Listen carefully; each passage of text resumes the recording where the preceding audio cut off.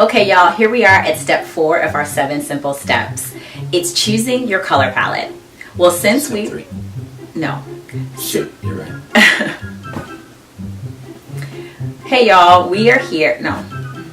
Hey, y'all, we're on. Okay. I'm Cortisa, a wife and homeschooling mom of 5. I want to change lives one room at a time by building confidence, creating joy, and revitalizing hospitality. With 7 simple steps, I'll teach you how to make your space everything you've always dreamed it could be.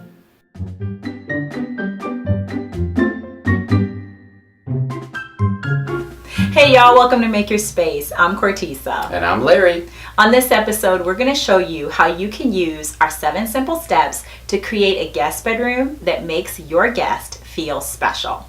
A place that's like a home away from home. And we're going to show you how we did it on a very small budget. Considering step 1, decide how the space needs to function optimally for you and your family. Well, in this guest bedroom, we wanted this space to function in a way that made our guests feel special. So I went online, looked at some YouTube videos, checked out some Pinterest pins, and I found some great ideas that I am eager to share with you guys.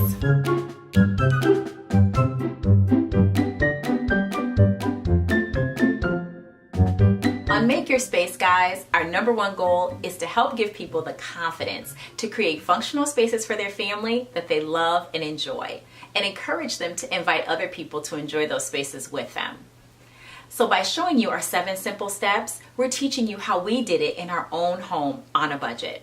Now we're talking step 2 of our 7 simple steps, which is assessing your resources and limitations. Now the limitations for this space was our budget, which was a big limitation.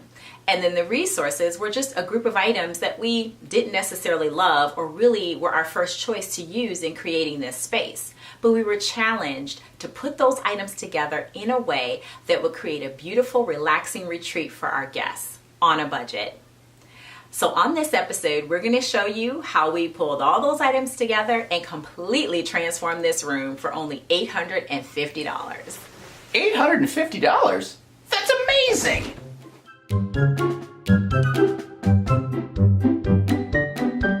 Almost everything that we use in this guest bedroom is something that we owned before. Like this wonderful piece here. When we lived in Chicago, we wanted to have a really nice changing table on our main floor, but we didn't want it to look like a changing table. And so I bought this solid wood antique piece for $75.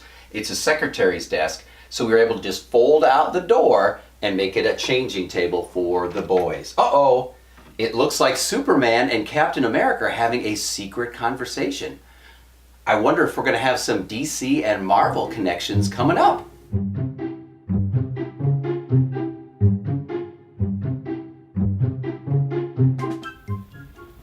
Welcome to your vacation getaway. Do you like my mustache? We wanted this space to feel warm, bright, and cheery, like a vacation getaway. Y'all, here we are on step 4 of our 7 simple steps, choosing your color palette. Since we were on an extremely tight budget for this makeover, we decided to use the decorative pillows from our previous guest bedroom to choose our color palette. Well, after further examination of those pillows, we saw that they were looking pretty dingy and ratty, and the covers were not removable. So we had to scrap those. We started searching around in our house for some other possibilities, and we found these to be a great substitute that were actually used in different rooms in our previous home. And we don't have those old ratty pillows that we used to have to show you. So I thought I would show you one of our children's old ratty pillows. Much like those pillows, this one has no form or function left in it. Okay, y'all, here we are at step 5 of our 7 simple steps. We're preparing to create our design plan. Now, in creating my plan, I always make sure that I've carefully thought through and answered the questions for steps 1 through 4. This gives me the foundation I need to make a space that functions optimally for my family, that we will all love and enjoy. Then I start to think about at least 1 or 2 items that we have that I can incorporate in the space that have significant meaning to me and or my family. These things help to tell our unique story and help to create a space that feels warm and welcoming.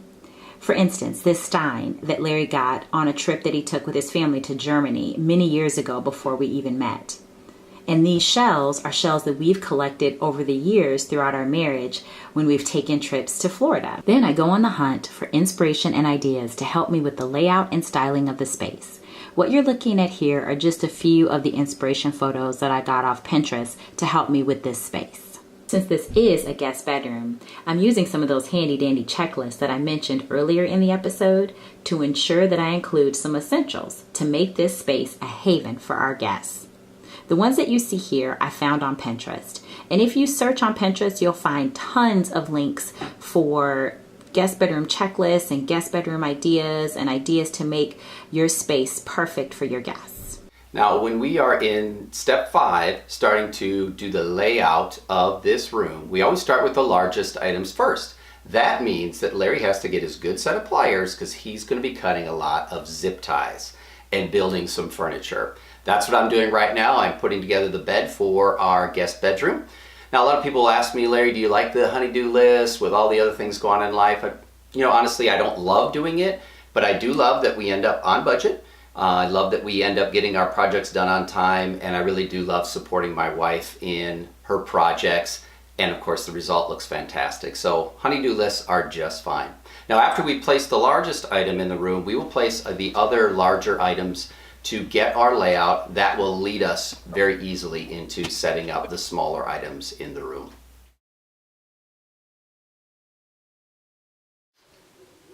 Oh well, sometimes when you're doing DIY projects, you make errors, and I certainly did here.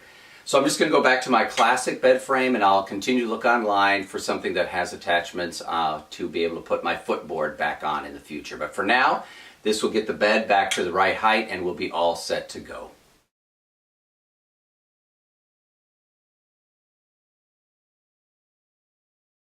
In step 4 of our 7 simple steps, we chose to use yellow as one of the primary colors for our color palette. We did that because we wanted the room to have a very happy and cheery feel, kind of vacation-like. Well, here in step 6 of our 7 simple steps, I met with our designer, Dell. And Dell came and helped me to choose the perfect shade of yellow to achieve the feel that I was looking for. We chose Jonquil by Sherwin-Williams, and I absolutely love it. It is everything that I was hoping it would be.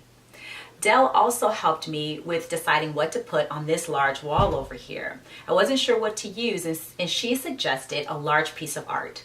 She said stick with the color scheme that you have, the blues, the greens, the yellows. And so we went on the hunt and found this beautiful piece of art at TJ Maxx for only $79, and it's perfect in this space. Now, I also had a couple of art pieces that I wasn't sure how to style and where to use in the room. Well, Dell took a look at them, and here you can see she showed me exactly how to style them and where to put them. So when making your space, having those brief color consultations and short meetings with your designers just to help you fill in those holes gives you the big impact and the wow factor that you're looking for when making your space. Hey guys, here we are at step 7 of our 7 simple steps. We've gone shopping, and as you can see, to complete this room, we came in under budget. With already a super low budget of $850, we were able to create this beautiful space for even less than that. As a homeschool mom of 5, our family is a one-income family. So every makeover for me starts with how can I create a beautiful space that functions well for my family and tells our unique story for as little money as possible. And the way we were able to do that with this makeover is by working around and using the items that we already had on hand. But even the items that we already had were purchased for little of nothing. We purchased most of these items a couple of years ago. This bed you see here, the bed frame, was only $20 at an estate sale. The 3 prints on top of the bed, I got all 3 of those for about $19 total. The frames that they're in, I bought from Walmart for maybe $10 a frame. The dresser was only $150 from TJ Maxx. I purchased some chalk paint a couple of years ago for our previous guest bedroom and painted both the dresser and the writing desk, as you can see, the same color to give them a cohesive look. And I got the knobs from Hobby Lobby for half off, so each knob was maybe $1 to $2 a piece. This antique captain's chair is an official antique off of a ship. We got it for free from Larry's aunt who was downsizing. So as you can see, it is possible to create a beautiful space for not a lot of money. We did it, and I know you can do it too.